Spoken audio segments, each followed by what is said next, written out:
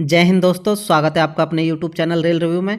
दोस्तों 2025-26 का बजट है जो अनाउंस कर दिया है। इसमें जो इनकम टैक्स है उसमें जो छूट है वो दी गई है। तो हम देखेंगे कि जो इनकम टैक्स है वो कितने तक फ्री है। आपका 12 लाख तक इनकम टैक्स को फ्री कर दिया है। तो ये बहुत बड़ी खबर है क्योंकि पहले जो इनकम टैक्स 7 लाख तक फ्री था, तो अभी इसको जो बढ़ाकर है 12 लाख कर दिया गया है। इसके बाद इसमें जो कौन कौन से जो नए टैक्स स्लैब है वो लागू किए गए उन सबको हम इस वीडियो के माध्यम से देखेंगे। तो जो इस चैनल पर नए हैं वो उसे सब्सक्राइब कर सकते हैं। चलिए आइए वीडियो शुरू करते हैं। ये आपका जो 12 लाख रुपए तक आपको कोई भी टैक्स नहीं देना पड़ेगा। मतलब यदि आपकी इनकम 12 लाख रुपए है या 12 लाख रुपए से कम है सालाना इनकम, तो आपको उस पर एक भी रुपया टैक्स का नहीं देना पड़ेगा। तो 12 लाख रुपए तक जो इनकम है वो टैक्स फ्री कर दी गई है। अब क्योंकि जो 8th पे कमीशन आने वाला है, तो जो काफ़ी सारे जो लोग उनमें ये सेंसर बना हुआ था कि जो पहले 7 लाख रुपए तक इनकम टैक्स में छूट थी, तो काफ़ी की जो सैलरी है वो 7 लाख से ज़्यादा होने वाली है। तो इसमें जो 12 लाख तक करने पर ये होगा कि जिनकी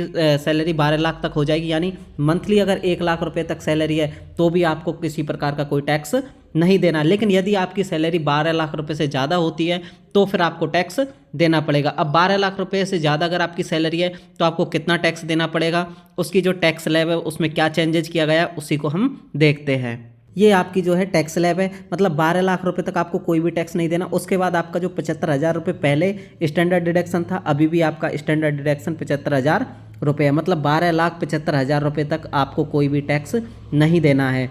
12,75,000 की जो भी इनकम है वो बिल्कुल टैक्स फ्री है। लेकिन जैसे ही 12,75,000 1 रुपये यदि आपकी इनकम होती है तो फिर आपको 4 लाख रुपये तक ही छूट मिलेगी। 4 लाख के बाद जितनी भी आपकी इनकम है उस पर आपको जो टैक्स है वो देना पड़ेगा। मतलब 4 लाख रुपये तक आपको एक भी रुपये टैक्स नहीं देना। उसके बाद 4 लाख से 8 लाख रुपए, यानी ये जो 4 लाख रुपए है, 4 लाख से 8 लाख रुपए के बीच में जितने भी आपके 4 लाख रुपए, उस पर आपको 5% टैक्स देना पड़ेगा। मतलब यदि आपकी इनकम 12,75,001 रुपये होती है तो आपको 5% ये टैक्स देना पड़ेगा, मतलब 20,000 रुपये ये टैक्स हो गया। उसके बाद 8 लाख से 12 लाख की इनकम पर आपको 10% टैक्स देना पड़ेगा। मतलब 4 लाख रुपए पर आपका 10% 40,000 रुपये ये हो गया। 40 और 20 कितने हो गए? 60,000 रुपये। उसके बाद आपकी 12 लाख रुपए के बाद जितनी भी आपकी इनकम है उस पर आपको 15% टैक्स देना पड़ेगा।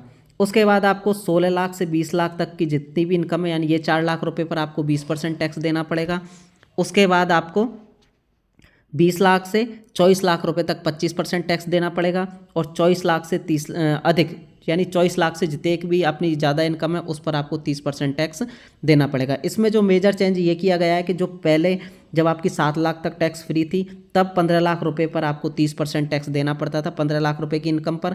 लेकिन अभी 24 लाख रुपए की इनकम पर 30% टैक्स कर दिया है। तो जिनकी भी इनकम 24 लाख रुपये से ज़्यादा है उनको ही 30% टैक्स देना पड़ेगा। अब इसमें प्रॉब्लम कहाँ है? प्रॉब्लम ये है कि तो एक कैंडिडेट ए है, उसकी अगर 12,75,000 रुपये इनकम है, उसको कोई भी टैक्स नहीं देना। लेकिन जो बी कैंडिडेट है उसकी इनकम यदि 12,75,001 रुपये यदि इनकम है साला इनकम, तो उसे कितना टैक्स देना पड़ेगा? इनकी जो इनकम है उसमें सिर्फ 1 रुपये का डिफरेंस, यानी बी की इनकम 1 रुपये ज़्यादा है और ए की इनकम 1 रुपये कम है। फिर भी जो बी है उसे कितना टैक्स देना पड़ेगा वो देखिए। तो उसे 4 लाख रुपए, बी को 4 लाख रुपए तक की इनकम है उस पर कोई भी टैक्स नहीं देना। लेकिन 4 से 8 लाख रुपए, यानी ये 4 लाख रुपए की इनकम है, इस पर 5% टैक्स यानी 20,000 रुपये टैक्स देना पड़ेगा। उसके बाद ये 8 लाख से 12 लाख रुपए तक की इनकम है, उस पर उसे कितना टैक्स देना पड़ेगा? कितना टैक्स हो गया ये आपका? 40,000 रुपये, 10% मतलब 40,000 रुपये।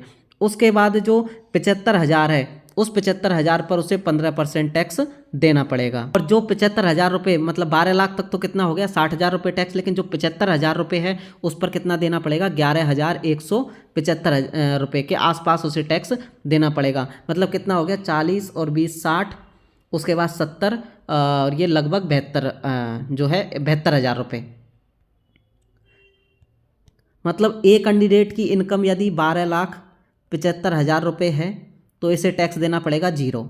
लेकिन बी कैंडिडेट जिसकी इनकम 12,75,001 रुपये है उसे जो टैक्स कितना देना पड़ेगा? लगभग 72,000 के आसपास जो टैक्स है देना पड़ेगा। इसकी जो इनकम कितनी बढ़ी? 1 रुपये, लेकिन टैक्स कितना हो गया? 72,000 रुपये टैक्स देना पड़ेगा कैंडिडेट बी को। तो इस तरह ये जो टैक्स है ये इन्होंने बनाया है। तो इसमें जिन कैंडिडेट है उनकी यदि जो इनकम है 12,75,000 12,75,000 तक है, उनको ही टैक्स नहीं देना है। बाकी 12,75,000 1 रुपये, यदि आपकी इनकम 1 रुपये भी ज़्यादा होती है तो फिर आपको 4 लाख रुपए से जितनी भी आपकी इनकम है उस पर टैक्स देना पड़ेगा।